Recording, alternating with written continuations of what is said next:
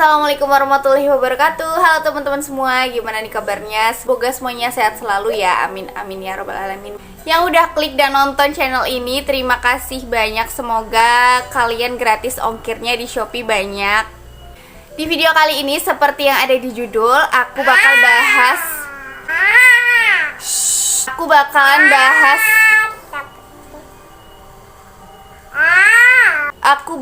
bahas isi tas persalinan atau perlengkapan apa aja sih yang harus kita bawa ketika kita mau melahirkan di puskesmas. Ini berdasarkan pengalaman aku aja ya teman-teman. Nah, kenapa sih ini penting banget dipersiapkan dari awal-awal sebelum HPL? Karena kita kan nggak tahu nih keluarnya itu mau sebelum HPL atau malah sesudah HPL ya.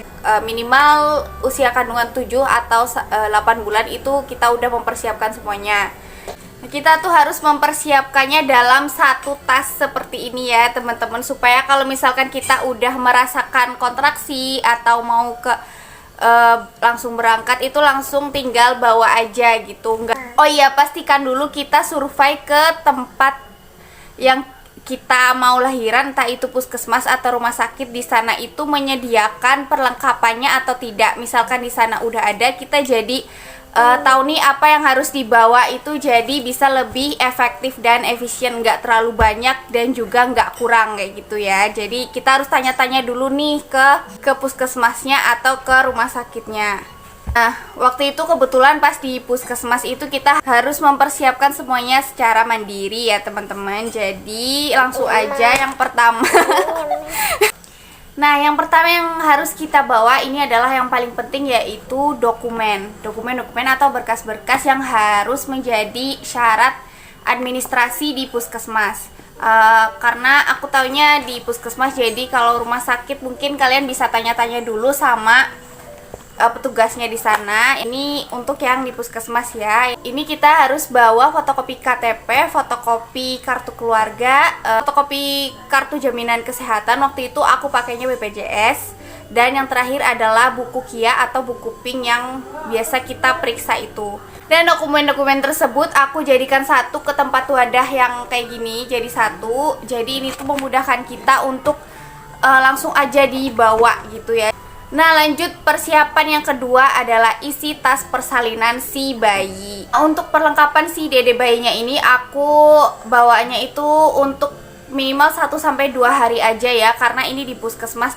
Atau mungkin kalian mau menyiapkan itu lebih, misalkan lebih dari 1 hari atau 2 hari, kuantitasnya ditambahin aja ya teman-teman. Jadi ini minimal 1-2 hari. Yang pertama adalah setelan yang panjang kayak gini, yang kancingnya itu di depan semua ya teman-teman. Karena kalau untuk newborn atau bayi baru lahir itu bakalan sering ganti baju. Jadi untuk memudahkan kita untuk membuka bajunya, pakai kancing depan yang kayak gini. Nah, untuk yang baju panjang ini juga bisa untuk pas pulang ya, supaya bayinya itu tetap hangat. Nah, yang kedua, setelan yang kedua itu ada baju yang pendek kayak gini. Nah, ini aku juga bawa yang pendek. Terus ada yang setelan yang baju kutung. Baju kutung itu baju yang tanpa lengan kayak gini ya teman-teman. Mana sih? Kebalik kayak gini. Nah, ini kancing depan semuanya ya teman-teman. Aku juga bawa jumper. Nah, ini walaupun aku nggak terlalu suka ya sama jumper kayak gini, karena ini tuh langsungan gini. Jadi misalnya si dede bayinya itu pipis, kita harus mengganti semuanya kayak gitu ya. Aku nggak terlalu suka, cuma aku bawa aja waktu itu. Selanjutnya aku juga bawa celana pop 3 piece ya teman-teman. Nih ya, terus selanjutnya aku bawa popok kain yang seperti ini 6 piece. Begini ya teman-teman. Dan aku juga bawa diapersnya si bayi waktu itu Mami Poko ukuran S. Atau yang ukuran newborn kayak gitu kan ada ya. Selanjutnya aku bawa kaos dalam. Ini untuk pengganti gurita ya teman-teman. Karena gurita itu sudah tidak dianjurkan ya teman-teman. Nah, gurita kayak gini, gurita yang perekat pun atau gurita yang masih diikat-ikat itu udah nggak dianjurkan karena kemungkinan bisa membuat bayi itu sesak nafas. Jadi sekarang cuma boleh pakai ini kaos dalam. Aku bawa 3 piece kaos dalam. Nah, aku juga bawa ini kantong tangan dan kaki bayi 2 set ya, teman-teman. Nah, sebenarnya kantong yang kayak gini itu digunakannya cuma sebentar ya, teman-teman, pas lahir aja gitu, 1 bulan 2 bulan. Dan itu aku udah nggak pakai. Ada kasus waktu itu bayinya itu terjerat sama ini, sama benang yang di dalam jarinya. Kita nggak tahu kan. Nah, itu juga hati-hati ya bun, kita harus selalu cek bahwa ini tuh di dalamnya pastikan nggak ada benang-benang yang berselaweran. Terus aku juga bawa topi bayi 2 piece. Terus pastikan juga kita bawa bedong. Waktu itu aku cuma bawa 3 bedong yang kayak gini. Jangan lupa juga kita bawa perlak ya teman-teman, 1 perlak. Terus juga bawa alas ompol. Alas ompolnya itu ada 6 kalau nggak salah, 6 piece.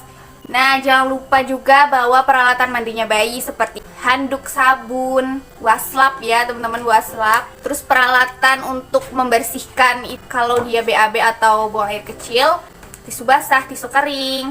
Nah, yang terakhir adalah kita jangan lupa bawa selimut yang ada tudungnya kayak gini. Nah, ini tuh supaya pas lagi kita bawa bayinya, bawa pulang, kita itu langsung aja masukin kepalanya si bayi supaya dia itu tetap hangat gitu, langsung digendong kayak gini ya. Nah, itu dia tadi perlengkapan dari si bayi. Sekarang aku bakal bahas perlengkapan dari si bundanya. Nah, kalau untuk ibunya yang pertama adalah jarit ya teman-teman. Aku waktu itu bawa jarit 3 piece. Jarit itu sangat penting banget karena pas kita lagi lahiran kita diharuskan pakai jarit karena itu memudahkan bidan untuk mengecek pembukaan kita ya teman-teman. Selanjutnya bawa ganti daster 3 piece, handuk, terus bawa CD dan bra menyusui, dan kerudung juga. Kerudung aku bawa 2 piece, Softex ya teman-teman, Softex maternity yang khusus habis persalinan itu ya, di apotek itu pasti ada. Dan aku juga bawa pompa ASI untuk selalu memompa ASI aku supaya ASInya itu cepet keluar dan lancar. Itu penting banget ya teman-teman. Aku bawanya yang manual karena yang manual itu lebih banyak sih menurut aku, lebih banyak memompanya, lebih banyak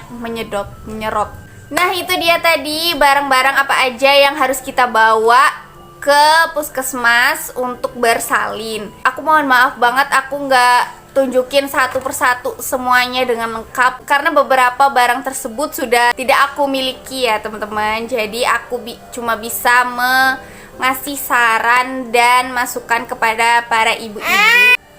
Semoga ibu hamil yang udah memasuki trimester ketiga dan udah deket nih sama HPL-nya sehat-sehat terus. Semoga lahirannya lancar, tetap berpikir positif dan tetap semangat. Sekian dulu video dari aku, semoga video ini bermanfaat. Jangan lupa like, subscribe, dan komen di bawah ya teman-teman. See you next video. Wassalamualaikum warahmatullahi wabarakatuh.